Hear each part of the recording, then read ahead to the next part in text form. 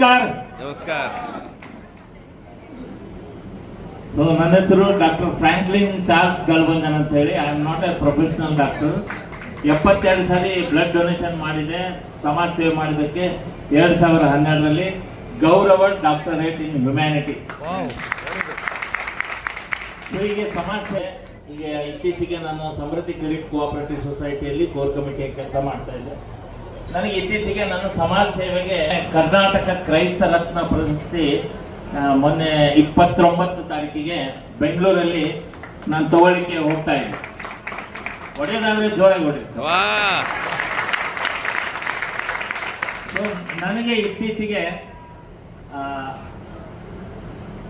ಬಹಳಷ್ಟು health issues ಆಗ್ತಾ ಇತ್ತು. ಸುಮಾರು 3-4 ವರ್ಷದಿಂದ ನನಗೆ ಒಮ್ಮೆ ಸ್ಟ್ರೋಕ್ ಆಗಿತ್ತು. ಅದರ ನಂತರ ಒಂದು ಯೂರಿನ್ ಇನ್ಫೆಕ್ಷನ್ ಆಗಿತ್ತು. ಆಮೇಲೆ ನನಗೆ ಸ್ಟಂಟ್ ಕೂಡ ಕೂಡಿಸಿದೆ. ಸೊ ಇಂಥ ಸಮಯದಲ್ಲಿ ನಂದು ಹೆಲ್ತ್ ಅಪ್ಸೆಟ್ ಆಗಿ ಶುಗರ್ ಪ್ರಾಬ್ಲಮ್ನಿಂದ ನನಗೆ ಈ ಕಾಲು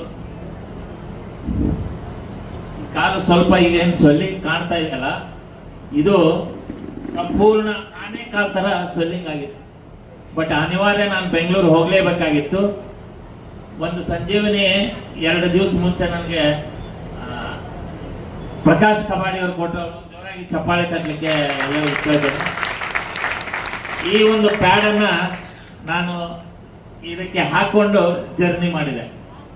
ಬೆಳಿಗ್ಗೆನವರೆಗೆ ನನ್ನ ಬಾವೆಲ್ಲ ಕಡಿಮೆ ಆಯಿತು. ಜೋರಾಗಿ ಚಪ್ಪಾಳೆ ತಟ್ಟಿ.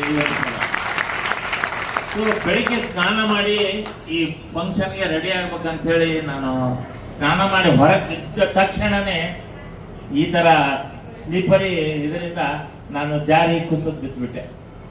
ಬಿದ್ದೆ, ಚಪ್ಪಿಗೆ ಹೊಡೆದು ಬಿತ್ತು, ಬೆನ್ನಿಗೆ ಹೊಡೆದು ಬಿತ್ತು.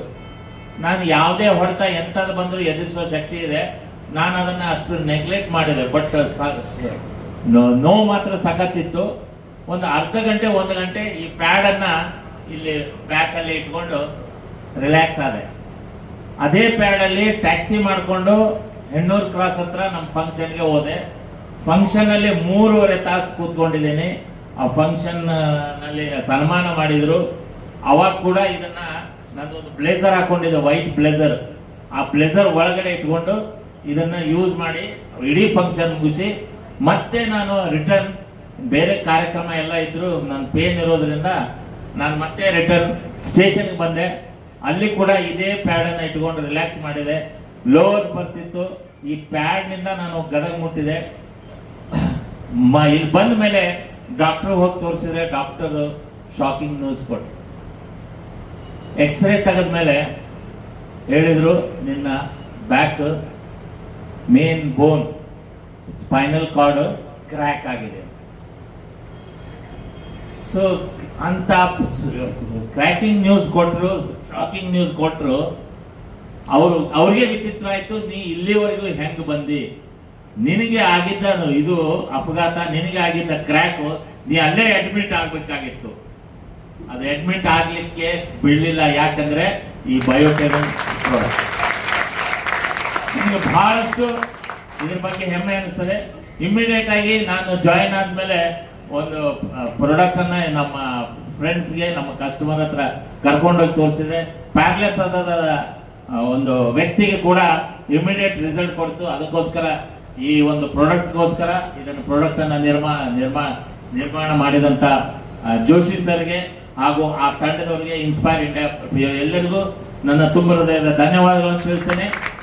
ಸೊ ಇಂಥ ಒಂದು ಪ್ರಾಡಕ್ಟನ್ನು ನಾವು ಪ್ರಮೋಟ್ ಮಾಡಲಿಕ್ಕೆ ಯಾವತ್ತೂ ಹಿಂಜರಿಯಬಾರದು. ಯಾಕಂದ್ರೆ ದುಡ್ಡು ಗಳಿಸ್ತೀವಿ. ಆ ದುಡ್ಡನ್ನು ಎಂತೆಂಥದಕ್ಕೆ ವೇಸ್ಟ್ ಮಾಡ್ತಾ ಇದ್ದೇವೆ.